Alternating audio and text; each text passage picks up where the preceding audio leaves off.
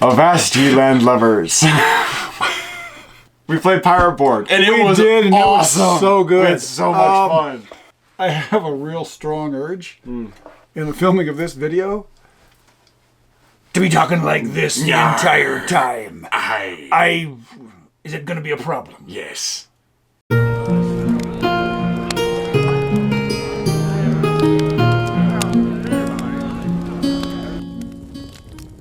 Pirate Borg. This was one of the best gaming experiences I think we've had in a very long time. And we have had, really was. The past few months for us have been chock full of absolutely wonderful gaming experiences. Yes. But this was unbelievably fun. Pirate Borg is put out by a company called Limithron. And it is based on the rule set that came with Borg, which is a Swedish game, which is very popular around the world right now. Yeah. They allow, basically, anybody can lift their rule set and drop it into a different game. And so Limithron came out with this game, Pirate Borg. Yeah. And as I don't often say this, but they knocked it out of the park with this game. They really did. Anyway, we were down at Genghis Khan, and I just happened to see their setup in the vendor area, and I'll put in some video here of what they had set up. And with me, I'm a magpie. I see something shiny and something that looks cool, and I'm like, oh, got to go see what that is. And so I just talked to them because they had ships and stuff. Yeah, like 3D printed ships. And I think they were actually wooden. I think they were. Were they? I think they were laser cut. Yeah, I think you're right. Laser cut. You'll see it in the video. And which we'll play right now. So I was sold by that, but also just by the presentation that the people behind the counter gave, essentially. And I ended up picking up a copy of Pirate Borg, as well as some cards that they had created that are relevant to the game. It's just a set of things that make it easier for you to let players know what they have. There were a couple of maps. This one was related to a separate scenario setting. This is a sunken city. Have you seen this one? You might not have even seen this one. That's cool. And then just also a really cool map of this location, the Dark Caribbean, where Pirate Borg is meant to take place. Oh, and character sheets. So I bought the whole thing because I was really sold by what they had on offer there. But let's give a little bit of explanation as to what Pirate Borg actually is. We're not going to get into the rule system or anything like that. Oh, well, I guess we probably could a little bit, but not too in depth. I'm more concerned about the setting and the character types and the monsters and basically I'm saying basically a lot. And basically what Pirate Borg is meant to be contextually. So essentially, Pirate Borg is a simplified version of a role-playing game, not nearly as complicated as D&D. Not even close, yeah. Anything like that. All of the rules are in this book. The whole game is just a role-playing game focused around pirates that takes place in a fictionalized version of the Caribbean/Caribbean, whichever way you want to pronounce it. And they've used kind of some real-world history of what happened here during the kind of colonial late 1600s, 1700s era. Ish. Yeah. And they've built upon that, combined it with zombies rising from the dead. So the thing that I love about this is, and I don't know how close the intent was on this. I am a big fan of Pirates of the Caribbean. It started when I was 8-9 years old and seeing Pirates of the Caribbean at Disneyland at that age. I have been in love with that whole thing, that whole concept, that whole idea ever since. Mm-hmm. When the movies came out, I fell in love with those too. And some of them. So okay, when the first, I'll put it this way, when the first movie came out, and the second one, was very good too. Yeah. And I can even tolerate third one's okay. But the first one I loved. Yeah, and incredible. This is essentially, to me, I don't know if it was intended this way or not. I think there are strong elements that they brought over purposefully. This Pirate Borg is it has the feel of the first Pirates of the Caribbean movie with undead, with dark, cursed things trying to overcome. I mean, it really, for the person who loves the first Pirates of the Caribbean movie, this game resonates very strongly. It also does a good job, like the first and all of the Pirates of the Caribbean movies, with adding in a little bit of levity. Yes. To make things, it is very dark and it's very serious and it's very, evil. A lot of dead, horrible things happening all over the place. But there are moments where you can giggle a little bit to yourself. I ran a Pirate Borg or not a campaign, but a one night shot, of Pirate Borg, and it was hysterical. It was awesome. It was fun. It was again, you mentioned the levity. There was enough levity in there to make us laugh out loud. But there were also tense moments based on some of the pre-rolled characters that they have in the game. The setting that I put you guys down into, they didn't even go through it. I mean, we went to 2 buildings, and that was it. And then just decided, no, we need to steal ourselves a ship, and it rolled from there. So in Pirate Borg, there are loads of tables that you can pull things off of. There are tables for looting a body, what you can get. It's a percentile roll where you can, here's what you get if you loot the body. You can generate names. There are weather tables. There are carousing tables. But when you get to character creation, which is very early on, you have to roll. You have to, number one, choose what kind of a character you want to be. But then you get to entertain the people for a second. What are your guys' thoughts on Pirates of the Caribbean? Let us know down below. Okay, we're there. There's a table that you roll for distinctive flaws for your character.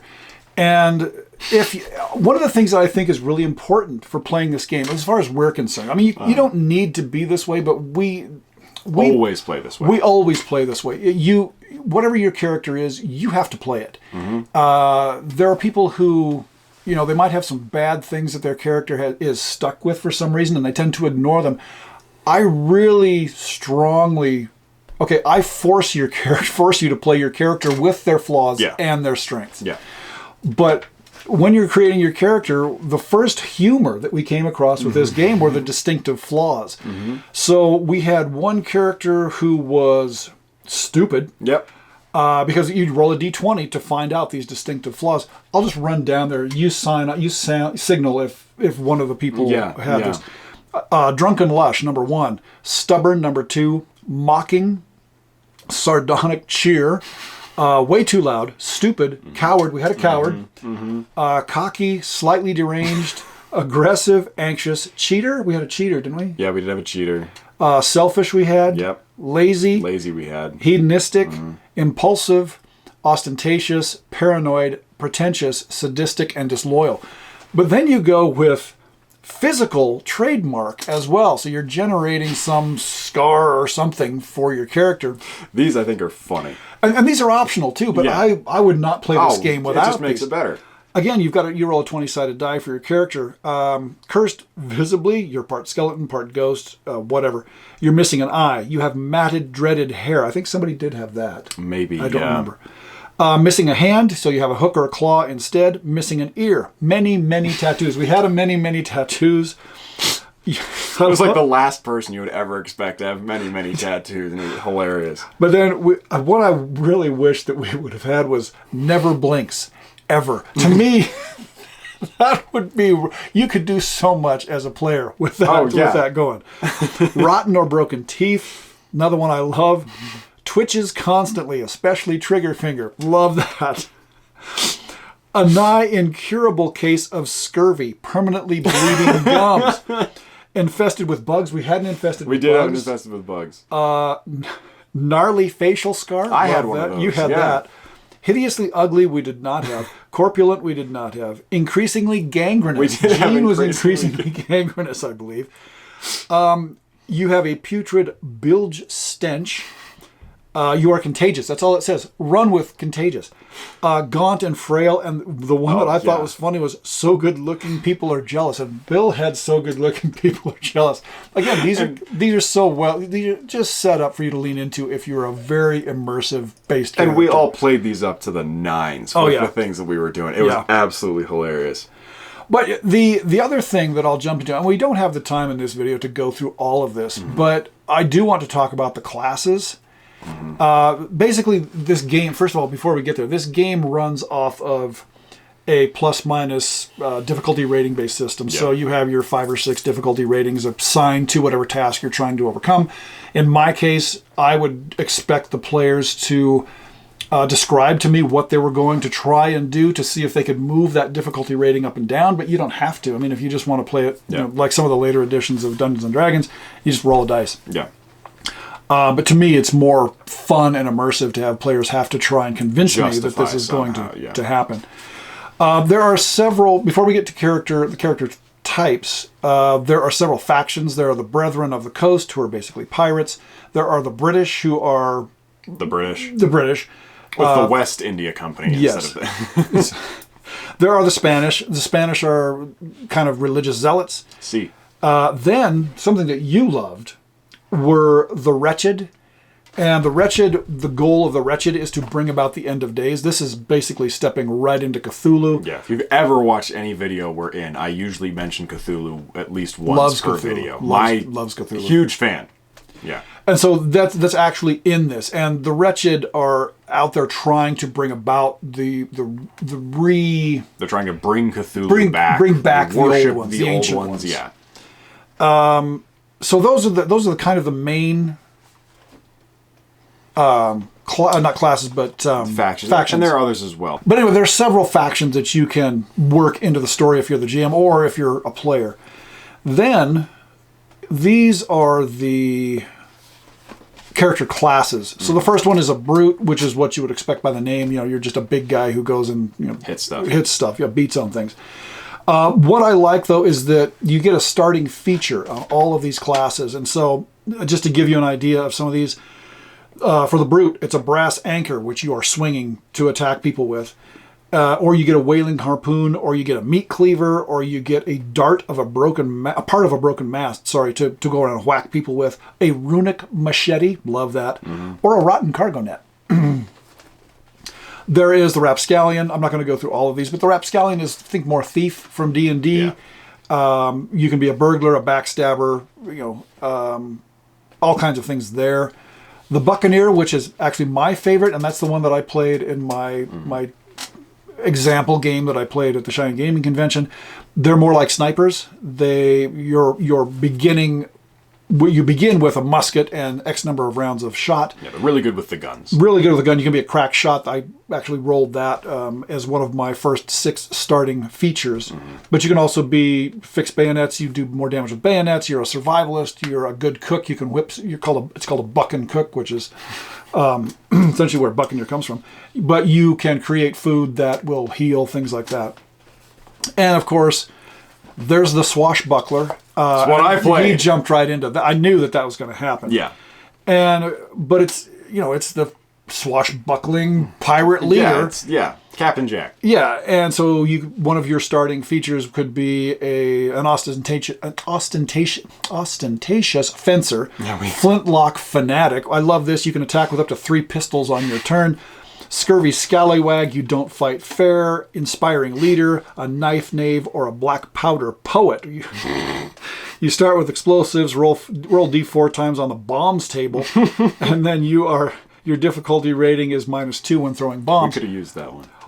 And then there are other things that when the game master decides that it's time for you to gain experience, there are other things that you add on to those traits for your character. Again, for the swashbuckler, those would include things like Shakespeare of insults. Your tongue is as quick as your blade. Add +1 to all your damage rolls. So you're insulting everybody. You're insulting everybody at a high level and getting better. You're overcoming them with that. Military mastermind, which is cool. Sword master. Intimidating presence. Your stature strikes fear in the hearts and minds of your enemies. Enemies close to you suffer -2 in their morale. Dazzling acrobatics. Fancy footwork. Superior upper body strength and a dash of style give you the edge in a fight. Your agility is +2 in defending, and then calculated cutthroat. So there are a lot of just really well thought out, fun things that Limithron Games has put together for the development of your character. Yes. And it did take us a while to put the characters together initially, but once you've done it once, it's going to be quick and easy, just like any other game. And I think that it was also just fun to put the characters together because we were laughing about what these random rolls that you have to do for your scars and your individual idiosyncrasies. And that made the whole process just a lot of fun. Yeah. But then there's also unfortunate incidents and conditions. And we all did have one of these, and that played a big role in some of the decisions we made. One of my favorite, and this was, I think Gene had this, number 18, if you roll, when you roll your 20-sided, you deserted the military, but you're not sure who knows. So there was really a continuous, does anybody know that I'm AWOL from, the Royal Marines or looking whatever? around for soldiers wherever we went, yeah. Now you had, what was it? It was, you wronged an infamous pirate lord. Yes, and of course, the infamous pirate lord that I wronged was the first person that we ran into in the game. He was gonna be no matter what. Yeah, of course he was. Yeah. Other things that are involved in this game, there are ancient relics, which anybody can come across, anybody can use. Not anybody. Well, okay, almost. Almost everybody can use, yeah. There are, another thing that's really cool, there are arcane rituals, which we never got to. No, we never did use one of those. But they do a lot of interesting things, and most people can do arcane rituals, but there are limitations.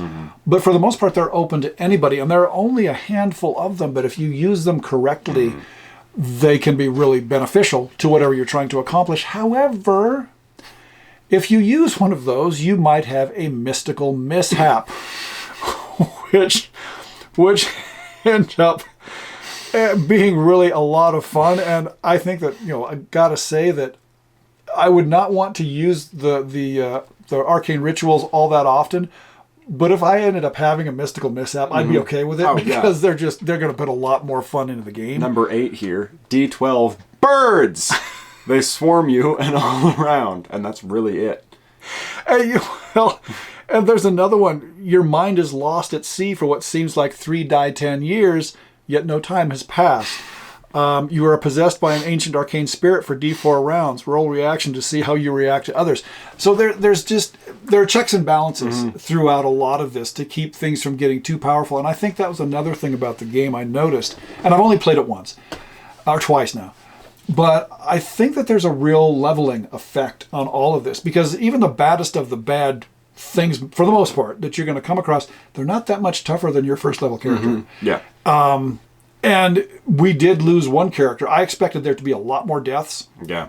We only lost one character in the course of the 1 out of 5 in the events of the night.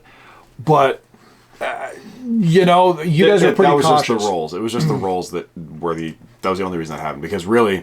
But you really didn't fight that much, is the thing. No, but when you anybody can be killed at any time, essentially. So if you shoot a musket at somebody, it's going to kill whatever. It has the potential to kill whoever that person is you're shooting it at. It doesn't matter how high of a level they are. Yeah, for the most part, unless there's something crazy going on. If you shoot a musket at somebody, they can die if it hits them. And vice versa. Yeah, that's all it comes down to. So it could just be one roll during a combat that ends up killing you. So it's a very deadly game, which I love. Yeah. But when you overcome it, when you overcome the scenario of a deadly game, you love having that character around. You feel quite relieved. Exactly. Yeah. And you feel like you've accomplished something cool. The game continues. There's a whole section on naval combat, which we didn't really get to. We didn't get to that. You guys ended up stealing a ship, but there was no actual naval combat involved. It involved sneaking on board a ship, getting rid of some guards who were there. Just at the right time, though. There was some good planning that went on for you guys to go do that. Big distraction that took place, and we seized the moment and then stole a ship. Namely, Bill stole a ship. Right. Yeah. Right. But there are a lot of things in here regarding naval combat. Yeah. Because it's a pirate game. You're going to have the ships fighting each other. You want to have those ships out there. What you're looking for. There is maritime travel, specialty crews, skills and morale. Cargo repairing, careening, shipwrights, upgrading your ships. There are optional rules for moving your ship through the sea. Yep. And then there's a whole section that goes on for quite a ways on the types of ships that you might encounter, which I really love. It goes from rafts all the way up to a man of war and a ship of the line. And so we're looking at 3, 6, 9, 12, 15, we're looking at 18 different ship styles, including ghost ships, vessels from the deep, and ships of bone. It also includes forts. Yeah. But all of these, it gives you the characteristics you would need to go up against ship to ship. Yeah. And that, to me, I've read through it, I think it's going to work really, really well. It worked well when I played it at the gaming convention. Included in this book, there are terrestrial dark, and they call them dark terrestrial creatures, which include bilge rats, dire crocodiles, harbinger albatrosses, Arrrgghh falcons, hex chickens. You're gonna have hex chickens. It's like the Arrrgghh falcon. Yeah. But all these creatures are very dark. There are dark aquatic creatures. The squid of despair. Gotta love that. The mouth of 1,000 corpses. This is really, really creative stuff. There are dark flora, so there are things in the jungles. There are things underwater that you can come across.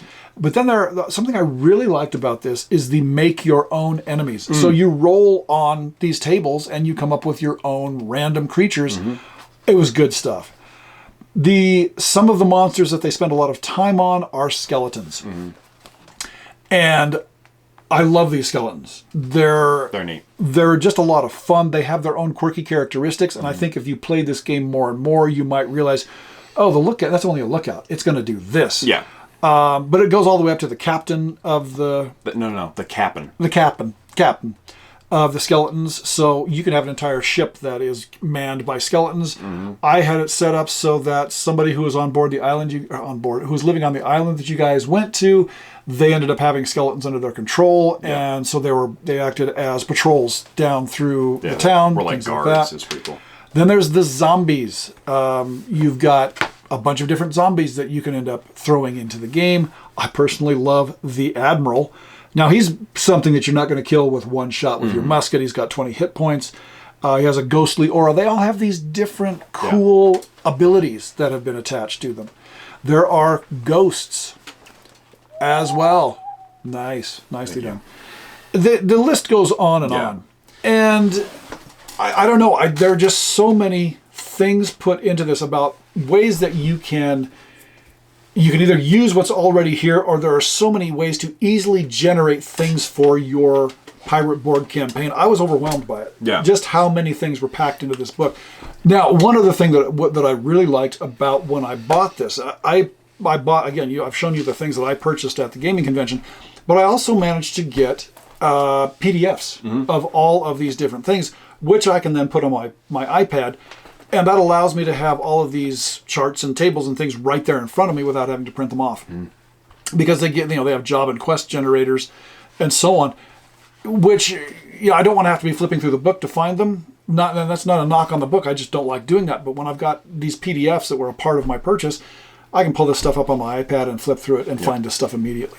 So anyway, in terms of the content needed to play this game, it's all right there. Got everything. It really is. And included in this is a scenario that you can play, a module, if you will, called The Curse of Skeleton Point. This is what we did, right? This is, well, you didn't do it. Yeah, you went to the island and then took off on your own and went somewhere else, and that was cool. But this is a really fun module based on a place called Coral Town. And Coral Town is pretty well filled out or fleshed out. But then there are other places that you can go on the island on which Coral Town lies, and there's lots of cool stuff to go and see. I would say that this book alone, without any additional work on the part of the game master, you could probably play this for 3 or 4 months, depending on how often you play, if not more. Yeah. So we really enjoyed this game more than I think I've enjoyed playing a game in a long, long time. Especially for modern role-playing games, which if you have watched any of our things, you know we don't necessarily not our thing. like. But this is, again, very OSR-based in a lot of ways. In so many ways, yeah. There are some influences from, later editions of D&D, but it's not done in a way that I think will dissuade any of... Dissuade? Dissuade, isn't that a word? Dissuade. Huh, my bad. Dissuade anybody who likes the old editions from playing. It's very simple, it's very straightforward. In fact, I think it will appeal to people who are looking for the dark, dirty... violent, you're gonna die and you might survive, but everything's against you type of playstyle. We'll leave it at that. If you have questions about Pirate Borg, we're not experts on it. Nope. But I'd be happy to try and answer any questions I could. But if you see this game out and about, and I at this point we're in June of 2023. I don't know where this is available because they were just wrapping up their Kickstarter when I bought this, and I'm not even sure how I got hold of it. You might be able to get it online. I don't know that you can. I think that people. if you So I'll be talking like this for just a little bit. Because you don't often get an opportunity to be talking like a pirate and having people be forced to watch you while they're waiting for information from somebody else. So it looks like you can. Sorry to interrupt, Captain, but No, you're not. It looks like you can get it. Doesn't like it when I talk like a pirate. Of course I do, laddie. It looks like you can get some copies online. We'll also put all the links to Limithron stuff and their Kickstarters and things like that. Yes. Down below, so go look for those. But Pirate Borg, if ye be in the mood for some piracy, Who isn't always in the mood? Yeah. You're playing some pirates. then this is the game for you, Pick yourself up a copy and play it. laddie. Arr. On that note, I'm Alex. I'm Jim. We did it the wrong way again. Keep your cutlass arm free. Oh, I like the way you did